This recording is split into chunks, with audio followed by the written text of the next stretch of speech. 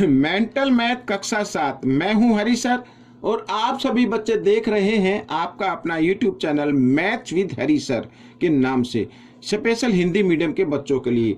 और आज हम करने वाले हैं आंकड़ों का प्रबंधन अध्याय 3 का अगला भाग, प्रश्न नंबर 17 से प्रश्न नंबर 20 आज हम इसमें करने वाले हैं। आइए क्या कहता है देखते हैं। आपको सिर्फ एक ही काम करना है, प्रैक्टिस करनी है ज्यादा से ज्यादा। तो देखो प्रश्न नंबर 17 क्या कहता है, ये रहा आपके सामने।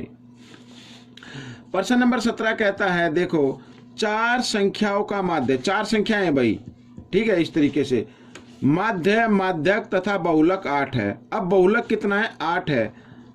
यहाँ पर मैं लिख देता हूं, बहुलक कितना है, 8। और बहुलक तब आता है जब बहुलक चार संख्या दी हुई ना, 4, तो कम से कम 2 बार तो होना चाहिए, 2 बार तो ये होना चाहिए। इस तरीके से अगर 2 बार 8 आएगा तो बहुलक क्या होगा, 8 होगा। 3 बार भी हो सकता है। अच्छा आगे लिखा है, यदि सबसे छोटी संख्या कितनी है, 7 है। मान लीजिए यहाँ पर सबसे छोटी संख्या दी हुई है, सबसे छोटी संख्या ये रही, सबसे छोटी संख्या कितनी है, 7 है। तो 7 हो गई। तो यहाँ पर आंकड़े जो बनेंगे वो कैसे बनेंगे, आंकड़े जो होंगे 7 होगा बच्चों पहले, तो फिर 8 होगा, कम से कम 2 बार होगा, ठीक है ना। अब इसमें पूछा है कि यहाँ पर जो दिया ना माध्यक भी कितना है, 8 है। माध्यक भी कितना है, 8 है। अब माध्यक कैसे निकालते हैं बच्चों, माध्यक का मतलब होता है अगर यहाँ पर कोई नंबर है, कोई भी नंबर है, ठीक है, तो 1 2 3 4 नंबर हो गए, तो हम क्या करेंगे, यहाँ से एक नंबर छोड़े, यहाँ से ये नंबर छोड़ा और दोनों को जमा करके 8 और 8 कितना होता है, 16, और इसको 2 से भाग कर दें, ठीक है, तो क्या निकल आता है, माध्यक निकल आता है। तो माध्यक 8 है, माध्यक भी 8 है, बहुलक भी 8 है, ठीक है, और माध्य भी क्या है, 8 है। तो माध्य निकालने के लिए माना चौथी संख्या क्या है, x है। अभी देख लेते हैं, माना चौथी संख्या या चौथा आंकड़ा क्या है, x, ठीक है ना। यहाँ पर ये लिख लेना है आपको, माना चौथी संख्या क्या है, x। अब निकल आएगा। अगर हम यहाँ पर माध्य निकालते सबसे पहले 7 जमा 8 जमा 8 जमा क्या है, x, और क्योंकि ये 4 बार है तो 4 से भाग करना है, और यहाँ पर क्या लिख देना है, भाई माध्य भी क्या है, 8 है, तो 8 लिख देना है। 4 इधर किस रूप में है, 4 इधर रूप में है बच्चों, ये किस रूप में है, भाग में, इधर आकर ये गुणा में आ जाएगा, ठीक है। तो मैं आपको दूसरी एक नोटबुक पर मैं आपको बताता हूं कि आगे क्या करना है, ठीक है। ये रहा, इसमें इस पे बताता हूं मैं। देखो अब यहाँ पर ये क्या दिया हुआ है, माध्य, तो इनको जमा कर लो, 8 और 8 16, 16 और 7 23 होता है, 23 जमा x और बराबर 8, ये 4 इधर भाग में था ना, इधर आकर ये गुणा में हो गया, ठीक है। कितना हो गया, 8 चौक 32। अब 23 इधर जमा में, इधर आकर ये घटा में हो जाएगा, तो चौथा अंक निकल आएगा आपका, ठीक है। तो 32 घटा 23 इस तरीके से। तो x बराबर, तो 2 में से 3 ही जा सकते, यहाँ से आच लिया 12, 12 में से 3 गए, 9 आ गया बच्चों। तो चौथा क्या आएगा, 9 आएगा, ठीक है। चौथा आंकड़ा क्या होगा, 9 होगा। तो सभी संख्याएं बतानी है, तो सभी संख्याएं आ गई भाई। छोटी संख्या तो इसमें दी हुई है, अगर बहुलक इसमें 8 है तो बहुलक 2 बार होना चाहिए, और चौथी संख्या हमने x मानकर माध्य से इसको निकाल लिया, तो ये आपका आंसर आ गया, ठीक है। तो बच्चों इस तरीके से आपको करना है। अब प्रश्न नंबर 18 क्या कहता है, ये रहा आपके सामने। प्रश्न 18 क्या कहता है, कर लेते हैं इसको भी। यदि 3 संख्याएं a b और c का माध्य कितना है, 8 है। 3 संख्याएं, तो a और जमा b जमा c, इसका माध्य कितना है, 8 है। तो लेकिन माध्य कैसे निकालते, 3 संख्याएं तो 3 को 3 से भाग करेंगे तभी तो माध्य आएगा ना। आइए आगे कर लेते हैं। तो a जमा b जमा c बराबर, ये 3 इधर भाग में, इधर आकर गुणा हो जाएगा, 8 गुणा 3 कितना हो जाएगा, 24। तो ये आ गया एक समीकरण मान लीजिए। आगे लिखा है 5 संख्याएं। अब 5 संख्याओं का माध्य दिया हुआ 15, 5 संख्याएं यानी a जमा b, ये दिया हुआ, इन सबको जमा कर लीजिए इस तरीके से, d और e। अब इनका माध्य कितना दिया हुआ है, 15 दिया हुआ है, और संख्या कितनी है, ये 5 है, ठीक है ना। 5 संख्या है तो 5 से इसको भाग कर देना है इस तरीके से। तो आइए करते, तो इधर लेके आएंगे, ये भाग में, इधर आकर ये गुणा में हो जाएगा। तो और साथ ही d और e का मान बताना, d और e का मान बताना। तो a जमा b जमा c का तो मान आ गया ना आपके सामने। तो a जमा b जमा c का मान हम रखेंगे इधर, तो रख लेते हैं 24 ठीक है, जमा डी जमा ई का मान हमें बताना है। साथ ये 15 और ये 5 इधर किस रूप में, भाग में, इधर आकर ये गुणा में आ जाएगा। ठीक है, तो यहाँ पर मैं लिख देता हूँ समीकरण 1 से। ठीक है, समीकरण 1 से भाई ए जमा बी जमा सी की जगह ए जमा बी जमा सी का मान रख लेना है इस तरीके से। अब बच्चों डी और ई का मान निकालना है। अब यहाँ पर 15 पंजे कितना होता है 75।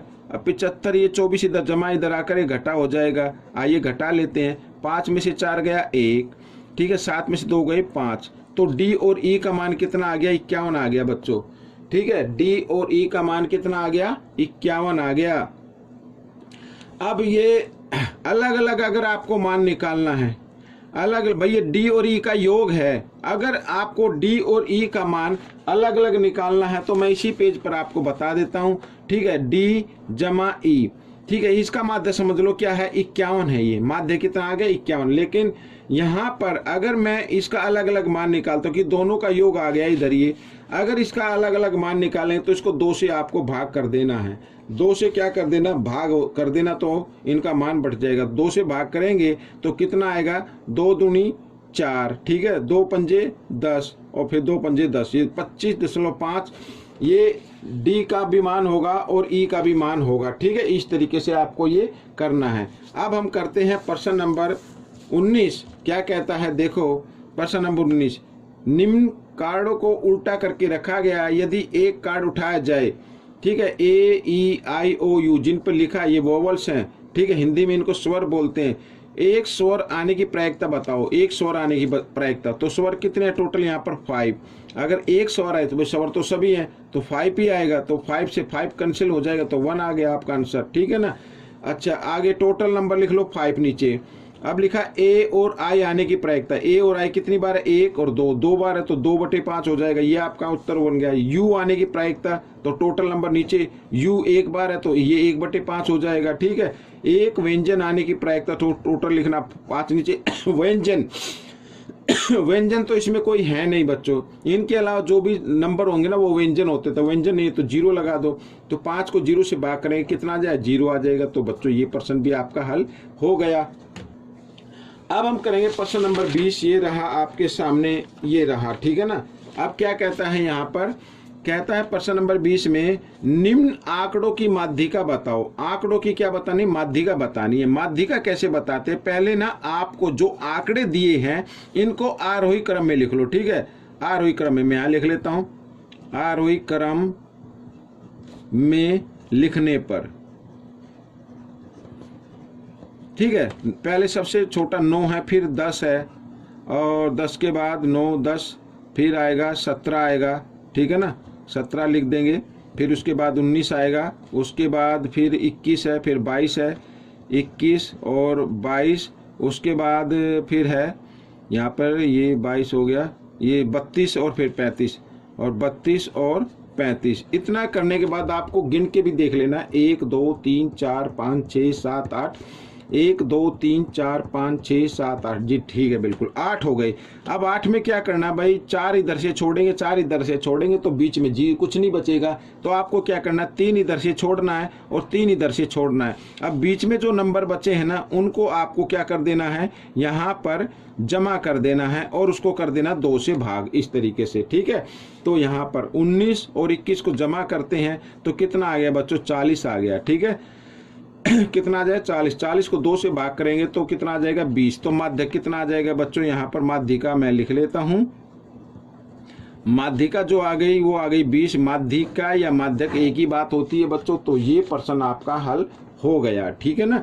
आपको ये वीडियो कैसी लगी मुझे जरूर बताना है और कमेंट्स में बताना है। अगर कोई भी दिक्कत आए, कोई भी दुविधा हो तो आप वीडियो पर कमेंट कीजिए, मैं उसका जरूर आंसर दूंगा और आपकी प्रॉब्लम जो भी है उसका सॉल्यूशन जरूर निकालेंगे, समस्या का समाधान करेंगे।